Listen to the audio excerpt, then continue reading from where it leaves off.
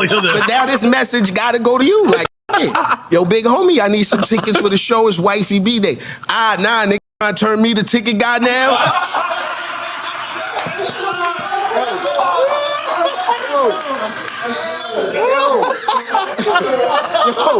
Yo, my man, I just need 2 tickets, you heard? That's it. He like, yo, I say, I ain't even want to hit you. I didn't want to bother you. I hit the whole staff. You got 400 people working in Rock Nation. I hit about 20 of them. They told me hit you. He said they did? And I'm like, yeah. He's like, yeah, but they don't work for B. Sometimes even family ties can't get you Beyoncé tickets. Let me break this one down for y'all, because this story right here, it's not just hilarious. It's a perfect example of how even people on the inside still gotta play by the same rules as everybody else. On Drink Champs, Memphis Bleek shared one of the funniest behind the scenes moments we've heard in a minute. And it all started with his wife making one simple request: Beyoncé tickets for her birthday. Now we're talking about Bleek here, a man who's been around Jay-Z since day one. Rockefeller royalty, a guy who's practically family. You'd think something like a few concert seats would be a phone call away, right? But according to Bleek, that couldn't be further from the truth. From the moment his wife brought it up, things started spiraling into one of the most awkward, comedic, and slightly humbling experiences he's ever had. Bleek admitted that getting those tickets wasn't just hard, it was nearly impossible. He tried every angle. He reached out to the top people in Rock Nation. He hit up industry connects. He even tried to slide around Jay-Z himself to make it happen quietly. But every single time, he got hit with the same answer: you gotta talk to Jay. And that's where the story gets good. Imagine being that close to the boss and still hesitating to make the call. Bleek said he didn't even want to hit Jay-Z directly because he knew how it might look. But once every door closed, he had no choice but to go straight to the top.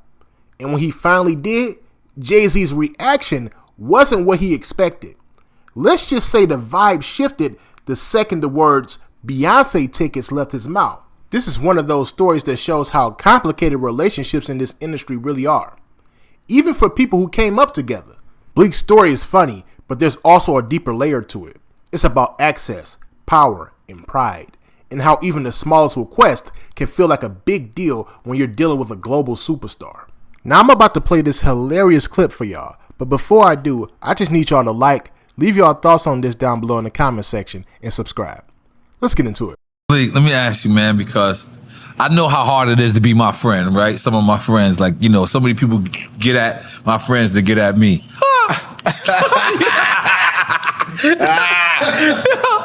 Oh, man. How many people called you for Beyonce tickets? Oh, my God. They know. They know. I don't know, Hov. I don't know. Yo, listen. For me to get Beyonce tickets was a problem. My wife hit me like, yo, you know, she in Philly on my birthday. I'm like, all right, cool. What that got to do with me? You try to send me in there for the war, baby? Like, so, you know, all right, fuck it. It's wifey. I got to hold it down. So I hit all the top dogs. I ain't going to even say no names. All the bosses. They don't work for Ivy Park. They be like, I don't work for Ivy Park. No, they ain't even say none of that. All of them said, yo, Bleek, what, you bugging? You know you got to hit Jay.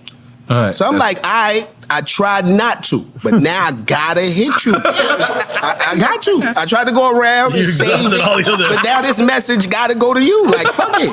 Yo, big homie, I need some tickets for the show. It's wifey B-Day. Ah, nah, niggas trying to turn me the ticket guy now?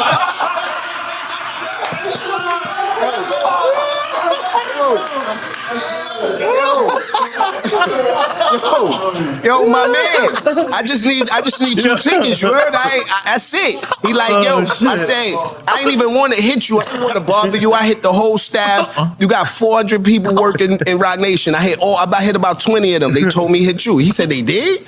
And I'm like, yeah. He's like, yeah, but they don't work for B. Like, yeah, all right, cool. They all say. So I'm like, all right, cool, but let's get this clear, my nigga.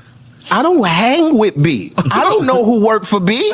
Like, point me in this direction. Tell me, go left. I'm going to go holler. So I had to jump through some rings of fire, but I got the tickets. Right. But he definitely was offended that I hit him.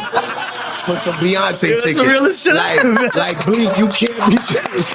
It's crazy when you think about how even somebody like Memphis Bleek, who's been next to Jay-Z since the beginning, still has to move a certain way when it comes to something as simple as Beyonce tickets. And honestly, that's what makes this whole story so powerful to me. It's not just a funny Drink Champs moment.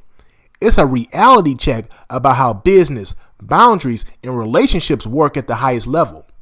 See, here's the thing. A lot of people assume that if you're close to somebody with that much power and influence, you automatically get access to everything that comes with it. But Bleek's situation shows that that's not how it goes at all. Even family, even day ones, still gotta go through the right channels. That's not about ego. That's about respecting somebody's space, their brand, and the way they move. Beyonce isn't just an artist. She's a global enterprise, and anything attached to her name has a value and structure behind it. And the fact that Bleek still went through hoops, still reached out to multiple people, and still hesitated to hit Jay-Z directly tells me everything about his character. That's humility. That's understanding that even though he's been around greatness, he doesn't have to take it for granted. And that's a lesson a lot of people can learn from. Because in this industry, entitlement will close more doors than it will open. I also think this story shows the difference between friendship and business. Jay and Bleek go way back. We're talking decades of loyalty, trust, and shared history. But none of that erases the fact that Beyonce's world operates on its own terms. And Jay-Z, as her husband and business partner, has to protect that. It's not about being offended for real. It's about making sure those boundaries stay intact. If anything, Bleek's story shows how deep the respect runs both ways. There's another side to this too. It shows how much people underestimate the weight of a superstar's brand. Getting tickets isn't just about sliding into a show.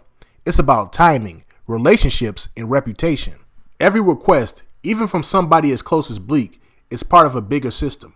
And when you operate at that level, there's no such thing as small requests. At the end of the day, Bleek handled it with class. He laughed it off, told the story with humility, and even acknowledged how ridiculous it was that he had to go through all of that. And I respect that, because a lot of people would have turned that into resentment or ego. Bleek turned it into a story that reminds us all, no matter how close you are to the throne, you still gotta knock before you walk in. And to me, that's the bigger takeaway here.